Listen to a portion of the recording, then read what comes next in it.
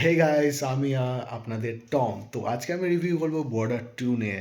Yes, border two আমি ট্রেলারটা দেখলাম, একটু ট্রেলার অনেক আগে বার হয়ে গেছে, তবু আমি যে ট্রেলারটা দেখলাম, বাট মানে লাইক সিরিয়াসলি, মানে সন্দেশ সে আতে হ্যাঁ, এই গানটা যদি না বের হতো তাহলে বর্ডার টুর ভাইবস পুরো ডুবে গেছিলো।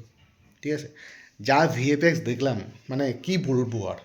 যেটা বর্ডার ওয়ান ছিল না, যেখানে প্র্যাকটিক্যাল এলিমেন্টস পুরো 100% ইউজ হয়েছে, মানে প্লেন যেসব, মানে আগুনের যেসব ছিটাপুটা ছিল, মানে ক্রেন, মানে সরি যেসব ট্যাঙ্ক ফ্যাঙ্ক পুরো অরিজিনাল ছিল বর্ডার ওয়ান। পুরো প্র্যাকটিক্যাল এলিমেন্টস পুরো 100%, ভিএফএক্স না বলতেই চলে। সেই সময় ভিএফএক্স কতটা অ্যাডভান্স ছিল জানি না, কিন্তু যা ছিল অরিজিনাল ছিল। কিন্তু এই বর্ডার টু, যেটা টোটালটাই গ্রিন স্ক্রিনে করছে, একদম বোঝাই যাচ্ছে যে না, এখানে বেশিরভাগ গ্রিন স্ক্রিনেই করা। হুম কিন্তু হ্যাঁ, মানে বেঁচে গেল সন্দেশ সে আতে হ্যাঁ হমেं বাজাতে হ্যাঁ ও চিঠি আতি হ্যাঁ, এই গানটার জন্য। ইয়েস, এই গানটার মধ্যে না মায়া আছে। এই গানটা শুনলেই কেন জানি একদম পুরো মানে পাগল হয়ে যাই। এখনও পার্ট ওয়ান বলো পার্ট টু বলো, যথেষ্ট পরিমাণে ভালো মানে ভালো কি আর আমি কি বলবো, মানে এটা অসম সং। এটা লাইফ টাইম সন্দেশে আতে হ্যাঁ। এখানে সোনু নিগমের মানে মানে সোনু নিগম ভাই, সোনু নিগম ভাই প্লাস পয়েন্ট। যতই এই মানে সন্দেশে আতে হ্যাঁ 2.0 যে গানটা বের হয়েছে, অরিজিৎ সিং আছে, দিলজিৎ দোসান আছে, কিন্তু ভাই সোনু নিগম ভাই টপ ভাই। সোনু নিগমের ভয়েসটাই অন্যরকম। এখানে অরিজিৎ সিংয়ের কতটা আমি মানে কতটা পয়েন্ট দিব আমি জানি না, কতটা পয়েন্ট আমি রাখবো দিলজিৎ দোসানের প্রতি জানি না, কিন্তু Sonu Nigam is the 5 star, 5 star mark.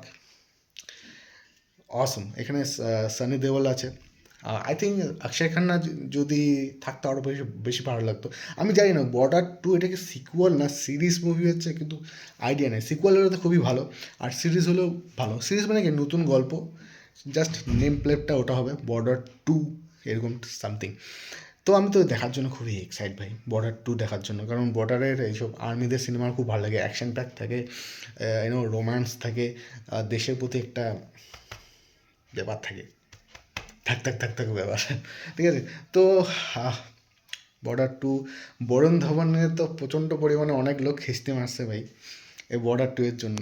ভাই কী করছিস বর্ডার টু এর মধ্যে বলতো, মানে কোস্টার যদি সানি দেওয়াল যদি না থাকতো, বা বিভিন্ন রকম আরও যে কোস্টারগুলো আছে আছে যেসব সুপারস্টারগুলো যে আছে এখানে অ্যাক্টিং করছে, যদি না থাকতো, শুধু যদি বরুণ ধাওয়ানের প্রতি বিশ্বাস রেখেই বর্ডার টু হইতো, তাহলে তো গেছিলো। কিন্তু না ভাই, সানি দেওয়ালের এখন কপাল ফিরে গেছে গদ্দার টু এর জন্য। এবং সানি দেওয়ালের আরও প্রচুর অনেক সিনেমা আসবে, 1947 এরকম কিছু একটা সিনেমা আসতে চলছে। আমির খান আই থিঙ্ক থাকতে পারে সেখানে। যাই হোক, তো আমি তো বর্ডার টু অবশ্যই দেখবো সিনেমা হলে গিয়ে। জানি না কতটা প্র্যাকটিক্যাল এলিমেন্টস সেখানে আমি দেখতে পারবো, যেহেতু অরিজিনাল যেটা ওয়ান হয়েছিল বর্ডার ওয়ান, সেখানে কিন্তু প্রত্যেকটা সিন কিন্তু প্র্যাকটিক্যাল এলিমেন্টস, মানে প্লেন বলুন, গাড়ি বলুন, যেসব মানে ট্যাং ঠ্যাং উড়ে গেছিলো একদম পুরো দারুণ হয়েছিল। এটা অসম। এটা এটা মাইন্ড ব্লোয়িং, লাইফ টাইম।